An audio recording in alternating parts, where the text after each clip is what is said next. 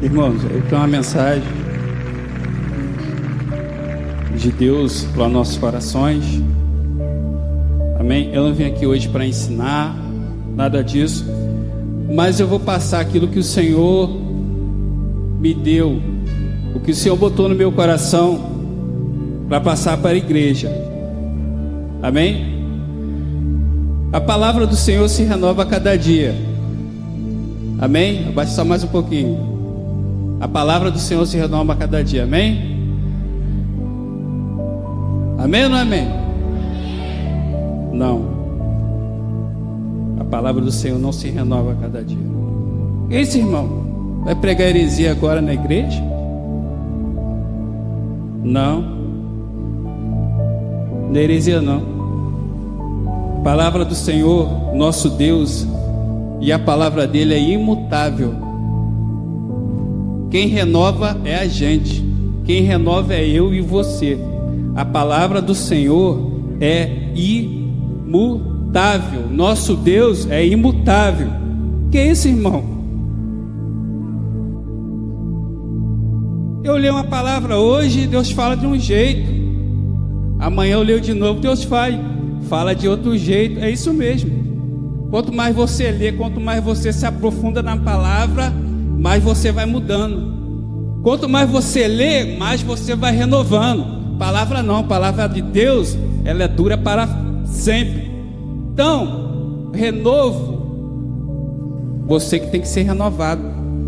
Quanto mais você se aprofunda, quanto mais você lê, aí vem um renovo, através da palavra. A palavra de Deus não se renova, ela é imutável, ela é dura para todo sempre. Amém ou não amém? E hoje eu vou passar para a igreja, vou passar para a igreja aqui hoje, algumas lições que vai fazer eu e você sair daqui renovado desta noite. E a primeira lição, a mensagem é para a família. A primeira lição é para nós pais. Eu que sou pai, sei que é mãe. A primeira lição é interceder pelos seus filhos. A primeira lição é interceder pelos seus filhos. A primeira lição é incentivar os seus filhos para as coisas de Deus. Essa é a primeira lição. E nós temos um grande exemplo lá em João. Um grande exemplo lá em João 2. Olha o exemplo. Teve um casamento, a bodas, uma festa lá em Caná da Galileia. E ali foi convidado Maria, Jesus e os discípulos. E ali a festa, conversa daqui, conversa dali, vinho. Olha o incentivo da mãe. Vão reparar o incentivo da mãe. De repente acabou o vinho na festa. Acabou o vinho na festa. Aí Maria veio até Jesus e falou assim: acabou o vinho. Eu imagino que Jesus deve ter, se fosse eu fui convidado, fala lá com o dono da festa lá. Se fosse a gente, nem ia pensar assim, não tem nada a ver com isso. Só que isso traz uma lição para nós. Qual a lição? Você não deve contar o seu problema para o seu vizinho. Você não deve contar o seu problema para um e outro. O que a Maria fez? Foi direto para aquele que podia resolver o problema. Maria foi direto até Jesus, porque ela sabia que ele poderia resolver o problema. E a gente faz muitas das vezes ao contrário. Fala com o vizinho, fala com um colega de trabalho, fala com fulano, betano, e esquece de falar com aquele que pode resolver o problema. O que Jesus falou? Que tenham contigo, mulher, não é chegada a minha hora. Maria saiu dali e foi lá na cozinha onde estavam os serventes, vamos dizer, onde estavam os garçons, e falou assim para eles: faça tudo o que ele falar, hein? Faça tudo o que ele disser. E os garçons ficou ali, Daqui a pouco Jesus levantou, mandou chamar eles. E eles vieram. Jesus falou assim: pega ali aquelas 6 talhas e enche de água até a boca. E os serventes falou assim: ela falou para a gente obedecer, então vamos obedecer. Pegou e encheu as talhas até a boca. E assim Jesus fez o milagre. Uma outra lição aqui, obediência. Tem gente que quer o milagre, mas não quer ser obediente. Tem gente que quer ser abençoado, mas é um desobediente. O pastor manda para ajudar a igreja. Pastor, hoje eu não posso. Você pode ficar lá durante 6 meses ajudando lá o pastor. Pastor, eu vou pedir confirmação a Deus. O pastor está te mandando, rapaz. É o pastor que está te mandando, não é qualquer um não. Então seja obediente para você receber o milagre. E aquele servente foi obediente, encheu. Deus fez o milagre, transformou água em vinho. E eles pegaram e levou para o mestre Sala para poder provar. O mestre provou o vinho. Logo assim que ele provou, ele saiu, foi lá falar com o noivo. Rapaz, você não sabe que todo mundo, em toda festa, o costume é servir o vinho melhor e depois vir o vinho mais inferior? E você fez tudo ao contrário. Você deixou o melhor dos melhores vinhos por último.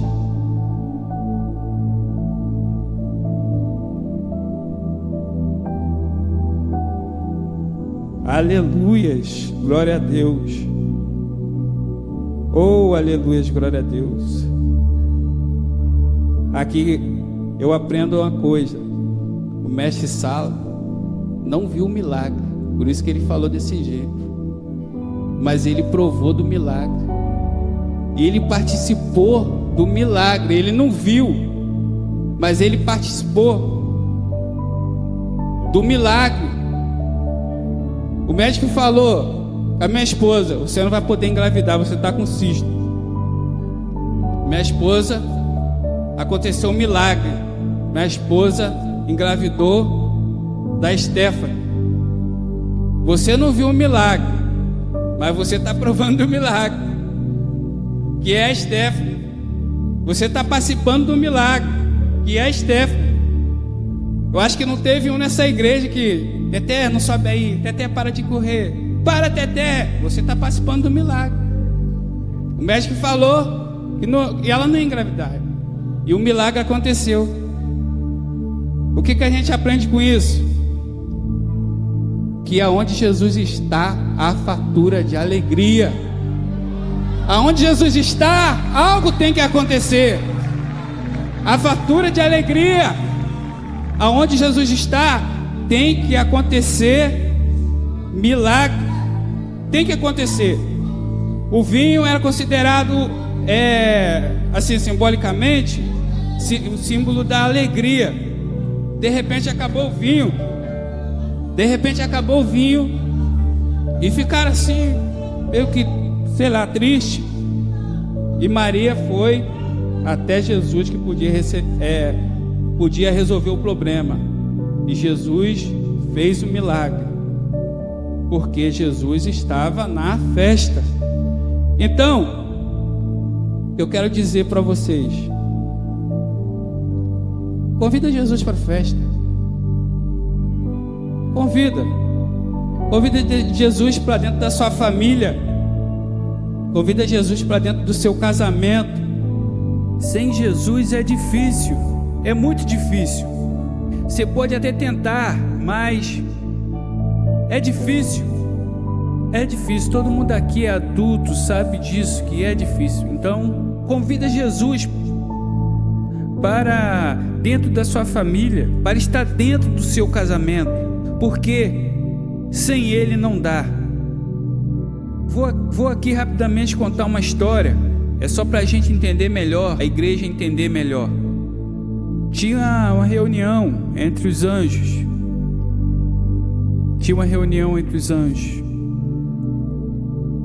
E o diabo foi lá na reunião se meter, querendo entrar na reunião. Deixa eu entrar aí, participar da reunião. E os anjos, não, a reunião aqui é só pra gente, só pros anjos.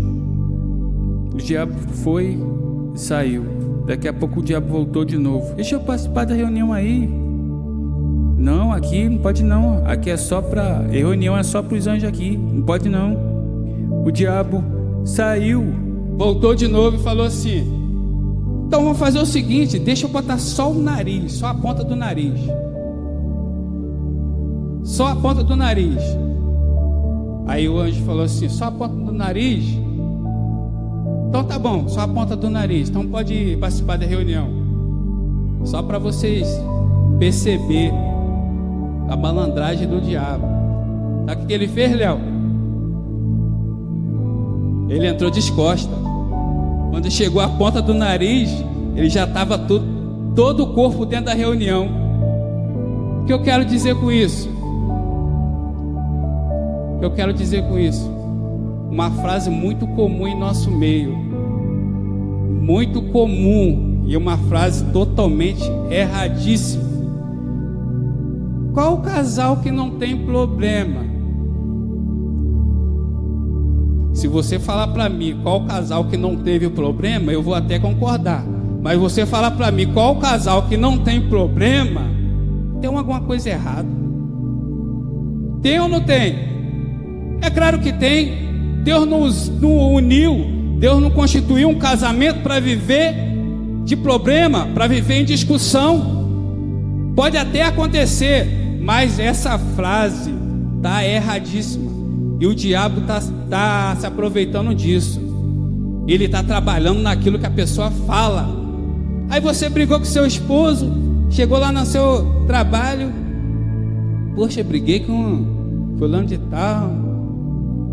Está falando para sua amiga. Essa amiga: isso é normal, rapaz. Todo casal briga. Aí o diabo todo casal briga, então vou trabalhar aí em cima. Todo casal briga, então vou causar discórdia, porque ele está trabalhando naquilo que você está falando, naquilo que você fala. Outra frase muito comum em nosso meio, muito comum em nosso meio, que é totalmente erradíssimo. Toda igreja tem problema. Se você sair daqui e for para outra igreja, lá tem problema também. Ó, irmão, Jesus vai voltar, vai levar a igreja. Qual igreja que Jesus vai levar? Cheia de problema ou igreja lavada e remida pelo sangue do Cordeiro? A igreja não foi feita para ter problema, não. Não foi feita para ter problema. E o diabo está se aproveitando naquilo que você está falando. Toda igreja tem problema. Irmão, está errado, está erradíssimo. Não, Jesus quando voltar vai levar a igreja lavada e remida, uma igreja que não tem problema. Oh, aleluia! O diabo trabalha em cima daquilo que você fala. Temos um grande exemplo lá em Jó. Aqui, ó. Lá em Jó. Jó 3:25. Olha, pra você ver como é que o diabo trabalha em cima daquilo, ó. Jó 3:25. Porque aquilo que temia, ó, já falando, porque aquilo que temia me sobreveio, e o que receava me aconteceu. De novo, para os irmãos entenderem. Porque aquilo que temia me sobreveio, e aquilo que receava me aconteceu. O que ele queria dizer aqui? O que isso quer dizer? Jó, ele tinha uma grande preocupação com seus filhos, tanto que ele fazia, oferecia coisas ao Senhor para Deus livrar os filhos dele. Jó tinha uma grande preocupação de perder, sei lá, de acontecer algo na sua família, nos seus bens. Tanto que quando o diabo foi lá na reunião e Deus falou: tá vendo da onde? Tô vendo de rodear a terra, tô aí, tô passeando. Jesus falou assim, o que Jesus falou? Tem observado meu servo Jó? Olha a malandragem do diabo. Não, tem observado ele sim. Aí o diabo já estava observando ele. Quando Jesus falou: tá vendo como é que ele é temente, é obediente, é tal? Aí o diabo: mas também você dá tudo para ele, você dá uma família, você dá riqueza. Porque ele já estava observando Jó. A preocupação de Jó era isso. E esse versículo aqui confirma isso, porque aquilo que eu temia me sobreveio, e aquilo que eu receava me aconteceu. Esse Jó está falando. Então o diabo trabalhou, não trabalhou em cima daquilo? Trabalhou. Mas Jó era correto, sim, era correto, era temente a Deus. Mas o diabo trabalhou em cima daquilo que ele estava preocupado. A palavra de Deus fala: não andeis preocupado com as coisas que vão acontecer. Não andeis preocupado com as coisas que vão acontecer. Porque a gente aprende com isso também. Você não precisa mostrar para Deus que você é fiel. Deus sabia que Jó era fiel, por isso que Deus falou: pode tocar aí, ó. Não toca na vida dele não, mas pode tocar. Toca em tudo, menos na vida dele, porque Deus já conhecia o coração, sabia que ele não ia negar, sabia que ele ia ser fiel. Então não adianta eu ficar: irmão, não sei o que, eu sou pro monte, eu sou não sei o que lá mais. Irmão, Deus conhece seu coração. Você não precisa mostrar para ninguém que você é fiel a Ele não. Ele sabe que se você é fiel ou não. Ele conhece o coração, Ele sonda o coração de cada um. Nesta noite, amém? Outro exemplo aqui, ó. Outro exemplo aqui, depois eu vou voltar lá em cima, tá? Outro exemplo aqui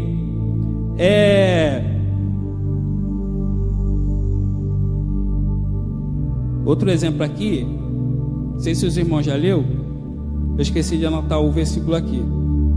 Eu tinha uma família que tinha um filho que era cego, e eles cruzaram com Jesus. Jesus perguntou: o que quer? É o que? O que queres que eu te faça? O que vocês querem que eu faça? Meu filho é cego. Aí os discípulos falaram assim: Jesus, quem pecou? Ele ou a família dele? Jesus: não, nenhum de dois não, pecaram não, pô. Isso aconteceu para que meu nome seja glorificado na vida dele. O que Jesus fez? Cuspiu, fez o lodo, esfregou no olho do menino e falou: vai e lava. Vai e lava. O que a gente aprende com isso? Jesus faz a parte dele sim, mas a nossa parte a gente tem que fazer. E a parte da família e do menino era, vamos dizer assim, era o mais fácil, né? É só lavar. O menino lavou, voltou a enxergar. Não é verdade? Amém, igreja? Os irmãos estão entendendo que o Espírito Santo está querendo dizer nessa noite? Jesus é a nossa pedra de esquina. Jesus é a nossa pedra angular. Nós somos o edifício dele, somos a casa dele. Nossa família é a casa de Deus. Nossa família é o edifício de Deus. Quando os pedreiros daquela época estavam ali fazendo a construção, naquela época a construção não era de tijolo, era de pedra. E os pedreiros, eles iam aprontar a pedra, e eles aprontavam a pedra mais ou menos do mesmo gabarito. E quando eles iam construir a parede, eles iam construindo com aquelas pedras. Só que chegava um ponto na esquina que a pedra que ele já estava construindo não dava lá, porque a pedra de esquina, a pedra angular, ele já tinha retirado e jogado fora. Eles iam escolhendo na hora. Quando eu vou tijolar, não sei se o pastor é assim também, quando eu vou tijolar, eu fico escolhendo também os tijolos. Os tijolos tortos eu jogo tudo fora, eu quebro tudo quando o dono não está perto, né? Mas eu costumo usar o tijolo que está mais certo. Lá, os pedreiros iam escolhendo as pedras, e a pedra de esquina angular eles pegaram e jogaram fora. Eles jogavam no canto. Por isso que a Bíblia está falando que Jesus é a pedra de esquina, a pedra angular, que veio para Israel e Israel rejeitou. Mas a gente não rejeitou. A gente recebeu nosso Deus de braço aberto. O que essa pedra de esquina servia? Servia para tapar aquele buraco e servia para sustentar a parede. Olha, a pedra de esquina servia também para fazer aquele arco, aquele portal. A pedra de esquina pegava no meio do arco, que sustentava o arco e segurava todo o peso para o arco não desabar. Jesus é a nossa pedra de esquina. Jesus está segurando o nosso peso, que somos o edifício, somos a casa, está nos segurando para a gente não desabar. Está tapando todos os buracos, todas as feridas. Ele está tapando, e Ele está tapando as brechas, e Ele está nos sustentando. Jesus é a nossa pedra de esquina, a nossa pedra angular. Amém? E, irmãos, quando o pastor me falou sobre o que eu ia pregar hoje, eu cheguei em casa e comecei a orar. Deus, o que o Senhor quer que eu traga? Deus, o que o Senhor quer? Orando, incomodando mesmo, incomodando. Aí o que veio na minha palavra, que veio na minha mente, a palavra do Senhor se renova a cada dia. Comecei a estudar. Não tem na Bíblia. Comecei a pesquisar, não tem na Bíblia. Sabe o que está escrito lá na Bíblia? Lamentações 3:22. Olha o que está escrito: as misericórdias do Senhor são as causas de nós não sermos consumidos. Ela se renova a cada dia. Aí eu fui entender que Deus quer o renovo da gente. Deus quer que nós se renova. Aí você fala, ó, quem está falando? O cara precisa ser renovado, está falando. A mensagem veio para mim primeiro.